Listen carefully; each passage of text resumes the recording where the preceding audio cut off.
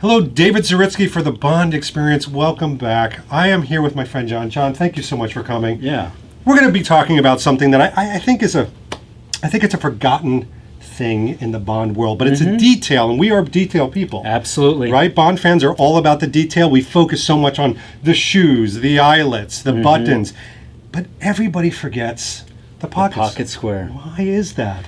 I don't know. It's like this forgotten child that we need to wake up in the attic and bring them downstairs and feed them. So that is what this, I don't know what that means. That's what this is about, is John is really, everybody has a niche here in this Bond community. John has an amazing experience and knowledge of pocket squares, and we wanted to really bring you into the world of pocket squares, not make them this hidden child or mystery, but bring them out and really get to know them a little bit better. So what do we have?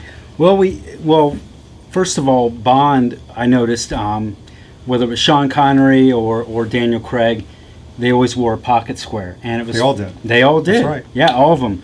And one thing that I noticed, they're all folded. They're not just tucked in. They're always folded, nice and tight. Usually showing about only a quarter of an inch or half inch, just real sharp.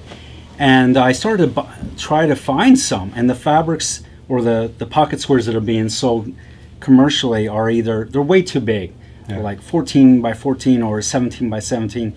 You don't need all that fabric, and all that extra fabric just bulks up on your pocket square. I have the biggest issue because when I put them in the pocket, I've got to stuff them down, but my hand is too big for the pocket, and it kind of goes in there, and I've used rulers and everything. Oh, yeah. It's a mess.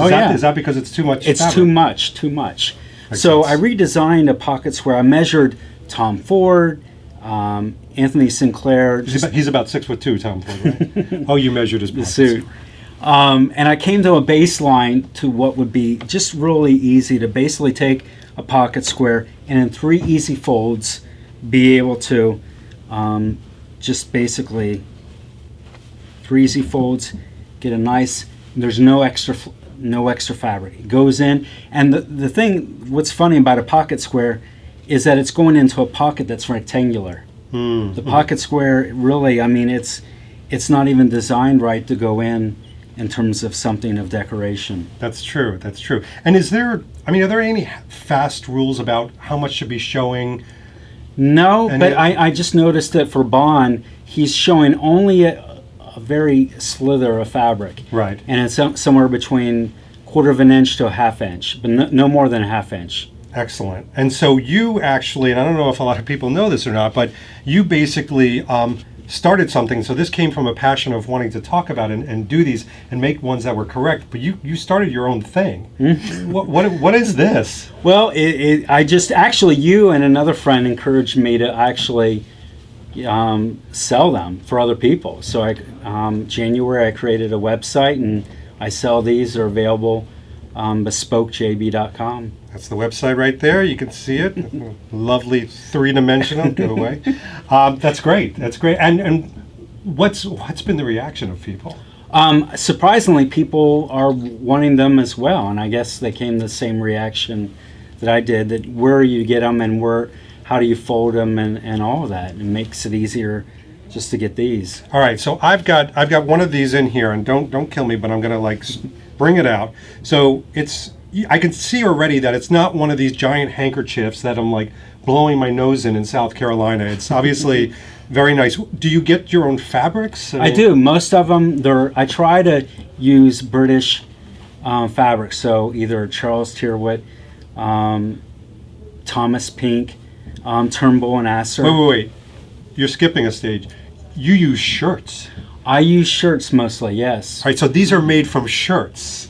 Shirts that, are they discarded? That they don't discarded. fit, that's fantastic. Various places that I get them, but to try to tie in with British clothing and just make it that other connection to Bond, I try to use exclusively British clothing or fabric. Okay, so is there a technique? Like if I wanted to put this in my jacket right now, what is it? Is it literally just that fold that you just did? Yeah, just the 3 folds, 1, 2, and then fold it, and you fold that almost evenly. Right. Now, some pockets may be a little more deeper, and if that's the case, you just kind of situate it so you might have a little bit more Right. on the end to accommodate. But And you want to know a crazy secret? You probably know this, but a lot of people out there might not.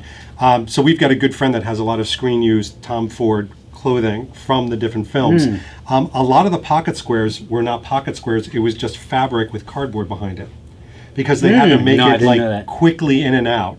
So when we try to do like the research of, oh, was it a Tom Ford one or what? It was actually just like a tiny little swatch of white on a piece of cardboard. So it sat flat. Okay, now So there was no bulk. I've seen suits that are sold like that with that Yeah. in them, just Yeah. for sale. Shocking. All right, so let's talk about do's and don'ts of pocket squares, because I think there's a lot. Now listen, one of the things that we always talk about, and you and I have as well, there's a difference between fashion and style. Yes. So to me, you should always have your own style, and your style is your style. You want to wear an orange hat, wear that orange hat. But fashion, there are certain fashion, quote unquote, faux pas with these. For example, if I had this tie, would I want to match this with the tie? Do I match You're this with saying the tie? a tie that has that exact pattern? Yes. No, you would not. Talk to me. You would not. Pocket handkerchiefs Please, and ties. Do you I tell match you, them? when I see people that have a matchy-match tie, and you don't want to do that. You want to hurt them. anyone? Yes, it is Violent. it is a huge no. It's a huge faux pas. You want to get something that will have some of the color elements of the tie Okay. in your pocket square or your shirt, something to make it all pop. Right. But you don't want to do the and they sell them in kits. The tie Yep. and the matching pockets where you really don't want to do that. No. Now, I this is probably a preference thing, but I've seen people with their, do the pocket squares like kind of that with a little like flourish or the You two can things. do that. Is that more of an would- Italian thing?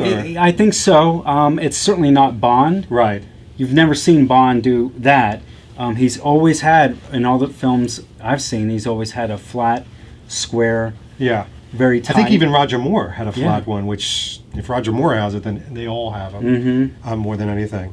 So another thing that we want to talk about is, and you hopefully know the history, what the hell were pocket squares used for to begin with?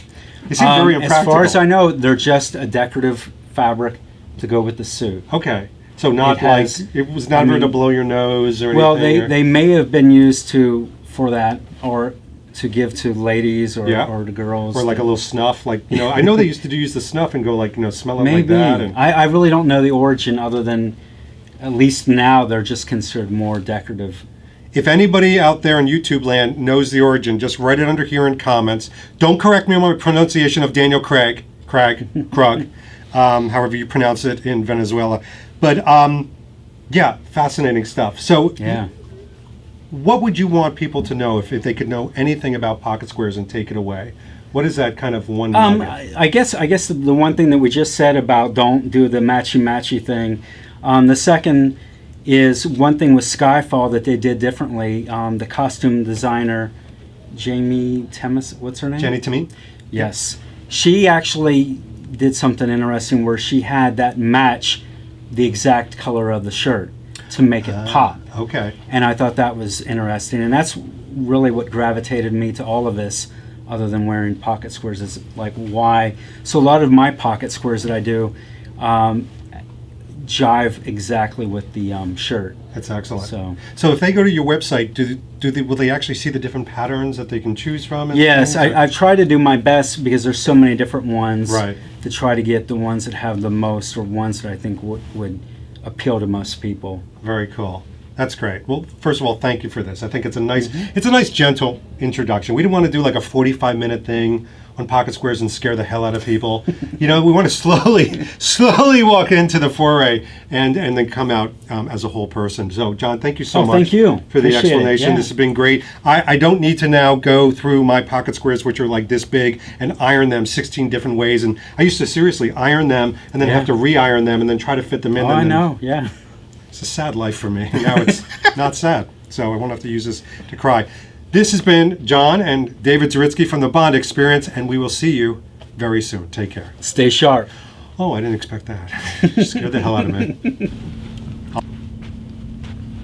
Oh, hey, you're still here. I didn't even know.